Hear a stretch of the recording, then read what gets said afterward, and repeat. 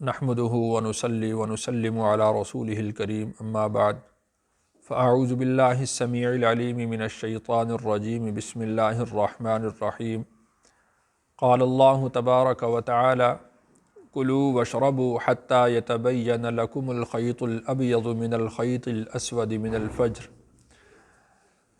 صدق الله مولانا العظيم وبلغنا رسوله النبي الكريم اللهم صل على محمد في أول كلامنا وصل على محمد في أوسط كلامنا وصل على محمد في آخر كلامنا۔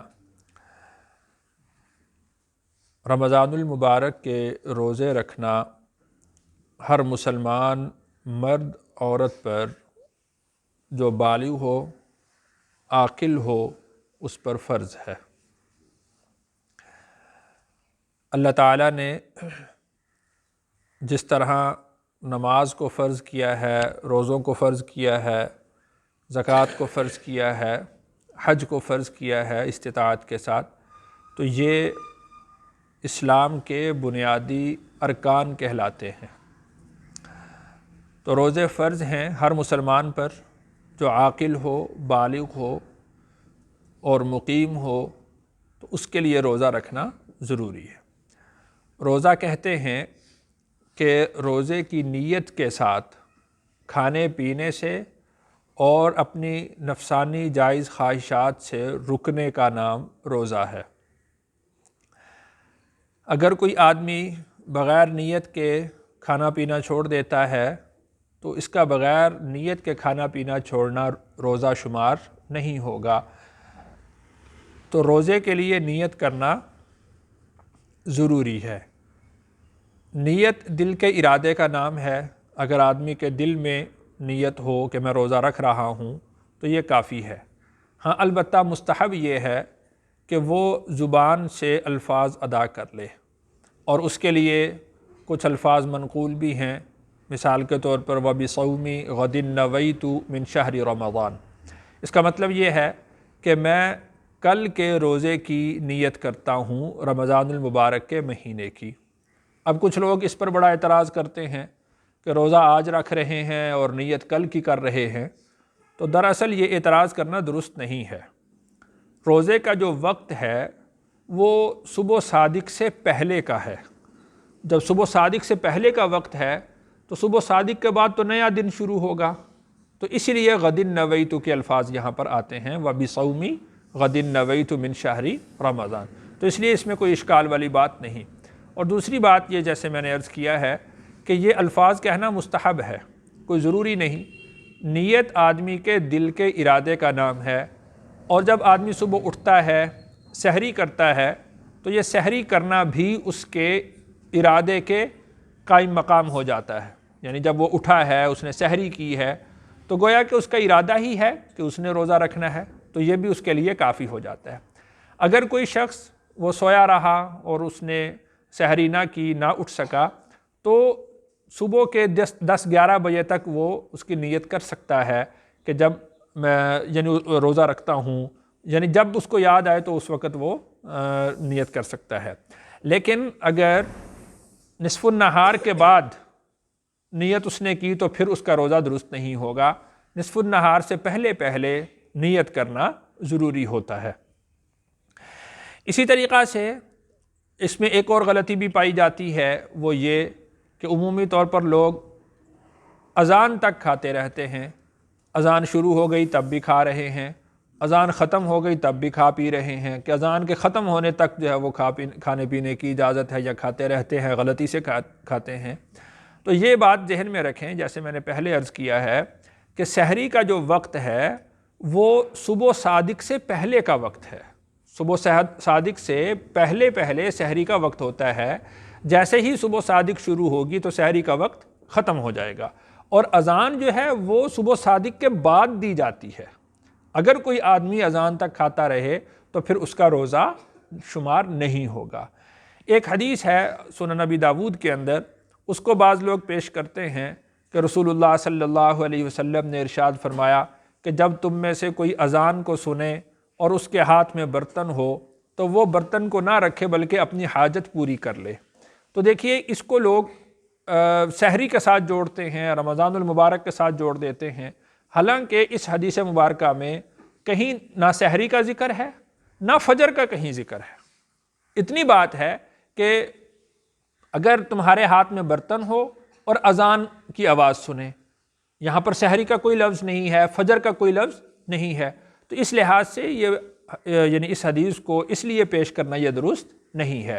بعض علماء نے یہ بھی لکھا ہے کہ یہ حدیث سندن و متنن، سند کے اعتبار سے بھی ضعیف ہے اور متن کے اعتبار سے بھی ضعیف ہے، تو اس وجہ سے اس پر عمل کرنا درست نہیں ہے اور اپنے روزوں کو ضائع کرنا درست نہیں۔ اور دوسری بات یہ بھی کہ جب اللہ تعالیٰ نے قرآن مجید میں ارشاد فرمایا کہ حتیٰ یتبین لکم الخیط الابیض من الخیط الاسود من الفجر، تو یہ حدیث تو قرآن کی آیت کے پھر خلاف ہو جائے گی۔ تو اس وجہ سے قرآن کی آیت کے مقابلے میں اگر کوئی حدیث ہو اور قرآن کے صریح حکم کے خلاف ہو تو پھر وہ حدیث قابل عمل نہیں ہوتی۔ اور بعض علماء نے اس کی یہ توجیہ بھی بیان کی ہے کہ دراصل پہلے 2 اذانیں ہوتی تھیں، تو یہ پہلی اذان سے متعلق ہے کہ پہلی اذان جب ہے تو اس وقت تک تم کھاتے پیتے رہو، اور پہلی اذان ہوتی ہی اس لیے تھی کہ وہ یعنی سحری کا اور تہجد کا وقت بتایا جاتا تھا، تو اس میں تم کھا لو، اور جب تہجد کا وقت ختم ہو جائے، سحری کا وقت ختم ہو گیا ہے، اب وہ کھانا پینا تم چھوڑ دو، اس وقت تک یہ کر لو۔ تو اس لیے اس طرح کی احادیث پر عمل کر کے اپنے روزوں کو ضائع نہیں کرنا چاہیے۔ روزہ جس طرح ہر آدمی پر فرض ہے، تو کچھ لوگ ایسے ہیں کہ جن کو روزے کی چھوٹ ہے۔ مثال کے طور پر اللہ تعالیٰ نے قرآن مجید میں ارشاد فرمایا کہ فَمَنْ كَانَ مِنْكُمْ مَرِيضًا أَوْ عَلَى سَفَرٍ، تم میں سے اگر کوئی مریض ہے یا سفر پر ہے تو وہ روزہ چھوڑ سکتا ہے۔ جو سفر پر ہے، اگر سفر کی مشقت نہ ہو، دیکھیے کہ روزہ چھوڑنے کی اجازت ہے، اگر سفر کی مشقت نہ ہو تو پھر آدمی کو روزہ رکھ لینا بہتر ہے، اس میں ثواب ہوگا۔ لیکن اگر سفر کی مشقت ہے تو پھر روزہ نہ رکھے، اللہ تعالیٰ نے اجازت دی ہے۔ لیکن فَعِدَّةٌ مِّنْ أَيَّامٍ أُخَرَ، پھر جب وہ اپنے مقام پر واپس آئے گا تو پھر دوسرے ایام میں اس کی قضا کرنا لازم ہوگا۔ مسافر کو روزہ چھوڑنے کی اجازت ہے، اگر مشقت نہ ہو تو روزہ چھوڑ دے، اور اگر مشقت نہ ہو تو روزہ رکھ لے، اور اگر مشقت ہو تو پھر بھلے روزہ چھوڑ دے لیکن پھر بعد میں اس کی قضا کر لے۔ اور جو مریض ہے، مریض 2 طرح کے ہوں گے۔ ایک مریض وہ ہے جو دائمی مریض ہے، مثال کے طور پر وہ مرض اس کے ضعف کی وجہ سے، بڑھاپے کی وجہ سے آ گیا ہے، یا کوئی اس طرح کا آدمی ہے جس طرح شوگر کے پیشنٹ ہوتے ہیں، وہ روزہ نہیں رکھ سکتے، یا کوئی معدے کا ایسا مریض ہے کہ جو مستقل روزہ نہیں رکھ سکتا، تو وہ چونکہ وہ مستقل مریض ہے تو اس کے لیے فدیہ ادا کرنا لازم ہوگا۔ اور اگر کوئی اس طرح کا مریض ہے جو مستقل مریض نہیں، مثال کے طور پر خدا نخواستہ کسی کو ڈائریا ہو جاتا ہے، کوئی ویسے کسی مرض کے اندر مبتلا ہو جاتا ہے، یا جس طرح حاملہ خواتین ہوتی ہیں، تو یہ عارضی مرض ہے، عارضی مرض کی وجہ سے اس کو روزہ چھوڑنے کی اجازت ہوگی، لیکن یہ فدیہ ادا نہیں کرے گا۔ جب بھی اس کو سہولت ہوگی تو یہ روزہ ہی رکھے گا، روزہ رکھنا اس پر لازم ہوگا۔ اور جو مستقل مریض ہے، شیخ فانی ہے، یعنی اب اس کے تندرست ہونے کی، صحت مند ہونے کی کوئی امید اور توقع نہیں ہے، تو پھر ایک روزے کا فدیہ ایک صدقۃ الفطر کے برابر ہوگا۔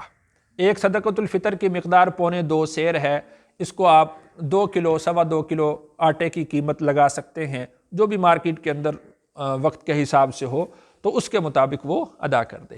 تو نیت کرنا روزے کی، وہ ہر روزے کے لیے نیت کرنا الگ سے ضروری ہوگا۔ رمضان کے شروع میں اگر کسی آدمی نے ایک دفعہ نیت کر لی اور پھر یہ سمجھا کہ آئندہ نیت کرنے کی ضرورت نہیں ہے تو یہ درست نہیں ہے، بلکہ ہر روز اس کی وہ نیت کرے گا۔ تو اسی طرح جو میڈیکل کے مسائل ہیں وہ بھی رمضان المبارک میں کافی پیش آتے ہیں، جیسے میں نے عرض کیا ہے کہ اس طرح کا مریض ہے کہ جو دائمی طور پر روزہ نہیں رکھ سکتا، تو یہ ڈاکٹر کی ڈسکرپشن کے مطابق چلنا چاہیے، جیسے ڈاکٹر کہے، دیندار ڈاکٹر ہو تو اس کے مطابق پھر اس پر عمل کرنا چاہیے۔ میرے پاس ایک شوگر کے مریض آئے، ان کو شوگر ہو گئی تھی، لیکن ان کو روزہ رکھنے کا بہت شوق تھا، تو وہ میرے پاس آئے کہ روزہ رکھوں یا نہ رکھوں، تو میں نے کہا بھی آپ ڈاکٹر سے رابطہ کریں، یہ تو میرا مسئلہ نہیں ہے، تو یہ تو ڈاکٹر بتائے گا کہ آپ روزہ رکھ سکتے ہیں یا نہیں رکھ سکتے، یا آپ اپنی صحت دیکھ سکتے ہیں کہ روزہ رکھنے کے قابل ہے یا نہیں۔ تو لیکن بہرحال وہ بڑا اصرار کر رہے تھے، تو پھر میں نے ان کو ایک تجویز دی۔ میں نے کہا کہ آپ اپنی ادویات، میڈیسن یا جو بھی شوگر کو کنٹرول کرنے کا جو آپ کا ایشو ہے، اس کو کنٹرول کرنے کا جو بھی میتھڈ ہے، جو طریقہ ہے، تو وہ آپ اپنے پاس رکھیں. مثال کے طور پر میڈیسن ہے یا انسولین ہے، جو بھی چیز آپ رکھنا چاہتے ہیں وہ اپنے پاس رکھیں اور روزہ رکھ لیں، اور اللہ تعالیٰ سے دعا کریں کہ اللہ مجھے تو صحت عطا فرما، میں روزہ رکھتا ہوں، میرے روزے کو پورا کروا. ماشاءاللہ انہوں نے پورے رمضان کے پچھلے سال روزے رکھے، اور انہوں نے مجھے بتایا کہ میں ہر روز روزہ رکھتا تھا اور وہ ادویات جیب میں رکھتا تھا، اور ہر روز اللہ سے دعا کرتا تھا کہ یا اللہ میں نے تیرے نام پہ روزہ رکھا، مجھے صحت عطا فرما، میں پورا روزہ رکھوں. اور وہ کہنے لگے کہ رمضان کے بعد کہ روزوں کی وجہ سے میری صحت بہتر ہو گئی. جس طرح پہلے مجھے تھکاوٹ یا جو دوسرے کمزوری کا مسائل ہوتے تھے جسمانی طور پر، وہ میں روزے رکھتا تھا تو اس سے میری صحت بہتر ہو گئی، اچھی ہو گئی. تو بہرحال یہ دیندار ڈاکٹر اگر اس کو سجیسٹ کرتا ہے تو پھر اس کے مطابق روزہ رکھنا چاہیے یا روزہ چھوڑنا چاہیے. تو مریض کو اپنا تصفیہ، اپنا جو مسئلہ ہے تو وہ ڈاکٹر کے سامنے رکھنا چاہیے. ڈاکٹر جیسے اس کو کہے گا تو اس کے مطابق وہ چلے، لیکن شرط یہ ہے کہ ڈاکٹر بھی دیندار ہونا چاہیے، وہ مسائل کو سمجھتا ہو، دین کو سمجھتا ہو، تو پھر اس کے مطابق اس کا معاملہ دیکھنا چاہیے. اسی طرح یعنی روزے کے درمیان بہت سارے مسائل پیش آ جاتے ہیں، جس کو ہم یہ کہہ سکتے ہیں کہ روزے کے ساتھ جو طبی مسائل ہیں وہ بھی ہم تھوڑا سا دیکھتے ہیں.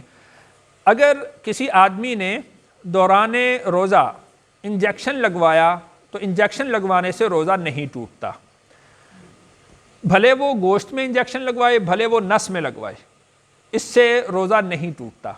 اسی طرح اگر کسی آدمی نے ٹیسٹ کے لیے خون نکلوایا ہے، خون دیا ہے کسی کو، تو خون نکلوانے یا خون دینے سے بھی روزہ نہیں ٹوٹتا. اسی طریقہ سے کوئی ایسی دوا یا دارو کہ جو آدمی نے حلق میں لگائی یا ناک میں لگائی تو اس سے روزہ ٹوٹ جائے گا. اور اگر بالفرض کسی نے آنکھ میں ڈالی ہے تو آنکھ میں دوا دارو ڈالنے سے روزہ نہیں ٹوٹتا. کان میں ڈالنے سے احتیاط کرنی چاہیے. بعض علماء کے نزدیک روزہ ٹوٹ جاتا ہے اور بعض علماء کے نزدیک روزہ نہیں ٹوٹتا، لیکن بہرحال کان میں دوا دارو ڈالنے سے پرہیز کرنا چاہیے، احتیاط کرنی چاہیے. اس لیے کہ بسا اوقات یوں ہوتا ہے کہ آدمی کان میں دوا ڈالتا ہے تو دوا کا اثر رستے رستے وہ آدمی کے گلے میں، حلق میں آ جاتا ہے. تو اس لیے بہرحال اس سے احتراز کرنا چاہیے، بچنا چاہیے، حد الوسع کوشش کرنی چاہیے کہ وہ کان کے اندر ادویات نہ ڈالے. اسی طرح انہیلر، بعض لوگ جو دمے کے مریض ہیں یا جن کو انفیکشن ہوتا ہے، الرجی ہوتی ہے، تو انہیلر وہ لیتے ہیں، انہیل کرتے ہیں، تو اس سے روزہ ٹوٹ جاتا ہے. ہاں البتہ جو وکس ہوتی ہے کہ اس سے وہ سونگھتے ہیں، اس سے ان کو افاقہ ہوتا ہے، تو وکس سے روزہ نہیں ٹوٹتا، اس کو صرف سونگھنے سے یا لگانے سے باہر، تو اس سے روزہ نہیں ٹوٹے گا. لیکن اگر کسی نے انہیل کیا یا اس کی بھاپ لی تو پھر اس سے روزہ ٹوٹ جائے گا. اسی طرح خواتین کے جو میڈیکل چیک اپ کی چیزیں ہوتی ہیں، اندرونی اگر چیک اپ ہے تو اس کی وجہ سے روزہ ٹوٹ جائے گا، اگر ویسے الٹرا ساؤنڈ وغیرہ ہے تو اس سے روزہ نہیں ٹوٹے گا. تو یہ دین کے مسائل ہیں، روزے کے مسائل ہیں، ان کو سیکھ کر ان کے مطابق عمل کرنا چاہیے. اسی طرح بیماری کے دوران بسا اوقات آدمی نے روزہ رکھا ہے لیکن بیماری کی وجہ سے قے آ جاتی ہے، تو کسی قسم کی قے سے روزہ نہیں ٹوٹتا، کسی قسم کی قے سے بھی روزہ نہیں ٹوٹتا. ہاں البتہ اگر کسی آدمی نے جان بوجھ کر قے کی اور منہ بھر کر قے ہو گئی تو پھر اس سے روزہ ٹوٹ جائے گا. خود بخود قے آ گئی، تھوڑی ہو یا زیادہ مقدار میں ہو، تو اس سے روزہ نہیں ٹوٹتا. خود بخود قے آ جائے، بھلے وہ تھوڑی ہو یا زیادہ ہو، تو اس سے روزہ نہیں ٹوٹتا. ہاں البتہ اگر کسی آدمی کو قے آئی اور اس نے وہ پوری قے نکال دی، کلی وغیرہ کر کے منہ صاف کر لیا، تو پھر اس سے روزہ اس کا بچ جائے گا، روزہ نہیں ٹوٹے گا. ہاں البتہ کسی نے قے آئی، اس نے روکا اور روک کر پھر وہ حلق سے نیچے نگل لیا تو پھر اس سے روزہ ٹوٹ جائے گا. اگر اس نے وہ نگل دیا ہے اور اس نے کلی وغیرہ کر لی ہے، صاف کر لیا ہے، تو اس سے روزہ نہیں ٹوٹے گا. اللہ تعالیٰ سے دعا ہے اللہ تعالیٰ مجھے اور آپ کو شریعت کے احکامات پر عمل کرنے کی توفیق عطا فرمائے.